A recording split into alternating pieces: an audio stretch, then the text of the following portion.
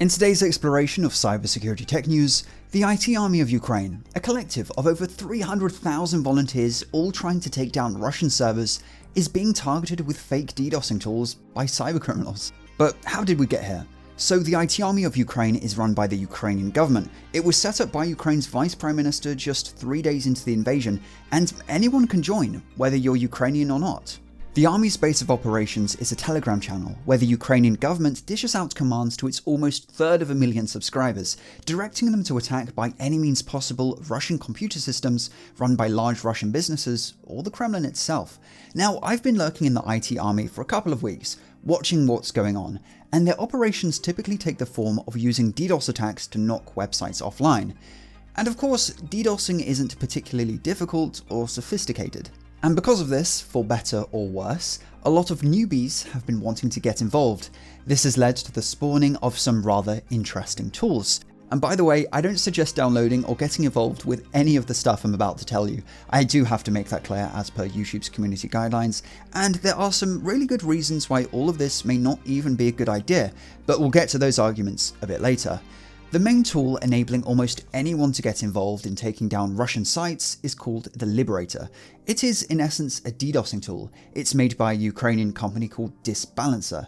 Now, before the invasion, DisBalancer spent their time building a decentralized stress testing network. Idea being you could earn their crypto, aptly named DDoS, for allowing DisBalancer to harness your internet connection for stress testing. This helps companies test their resistance to DDoS attacks. It's an interesting idea, but out of the scope of this video. However, since the invasion, DisBalancer have repurposed their tool for other means, using it to instead DDoS Russian propaganda outlets and infrastructure websites. They've made a very nice download page for LIBERATOR, I must say. I like the symbolism here. The Kremlin in the background of this retro wave scene with a very menacing looking creature wielding Ukrainian flanked katanas. I can appreciate the art. But anyway, LIBERATOR.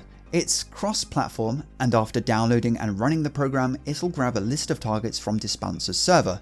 And this is all it takes for people to donate their bandwidth to bringing down Russian websites. Of course, this isn't the first time we've seen what are essentially voluntary botnets. A famous example took place in 2010 during an anonymous campaign dubbed Operation Payback. This was way back when Anonymous was more of a thing. That operation was launched in response to WikiLeaks being banned from using services like Amazon and PayPal. And in response, hacktivists wanted, well, payback, hence the name.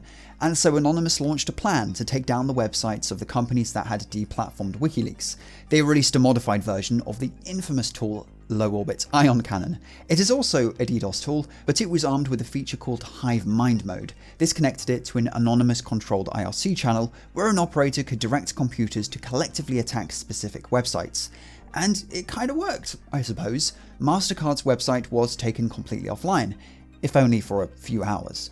But anyway, back to the IT Army of Ukraine and their LIBERATOR tool. This is where the cybercriminals come in, because if there's one thing cybercriminals are good at, it's not letting a crisis go to waste.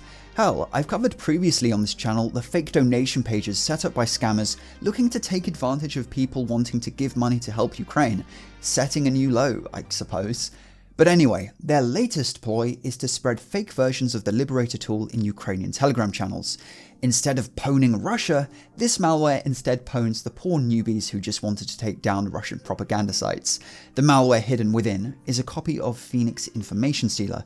This essentially exfiltrates all the credentials stored on your PC, like passwords to your VPN, Discord, crypto wallets, and so on, and sends these to a Russian IP on port 6666, which I suppose is only fitting.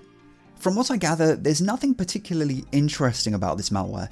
It's one of these malware as a service products, as in anyone can roll up to a cybercrime forum and buy access to Phoenix for less than $5 a month, based on the latest ruble exchange rate. But this malware exposes some other issues with getting involved with the whole Ukraine-Russia cyber front.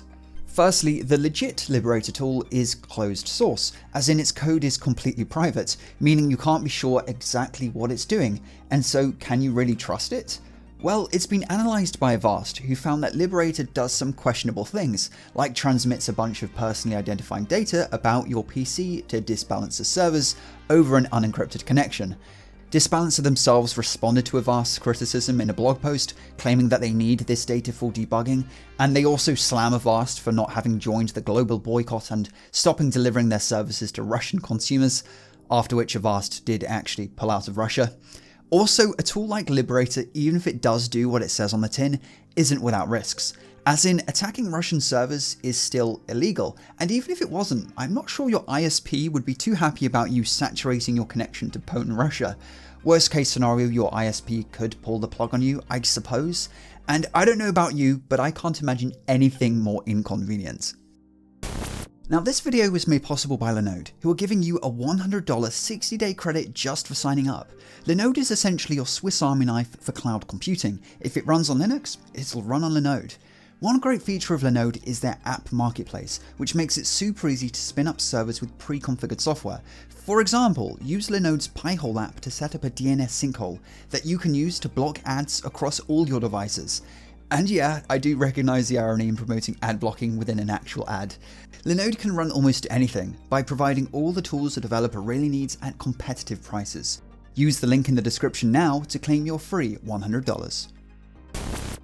As always, thank you for watching, and you know what to do. Tickle that notification bell and follow me on the Instagrams for behind the scenes content, and I'll see you in the next video. Have a good one.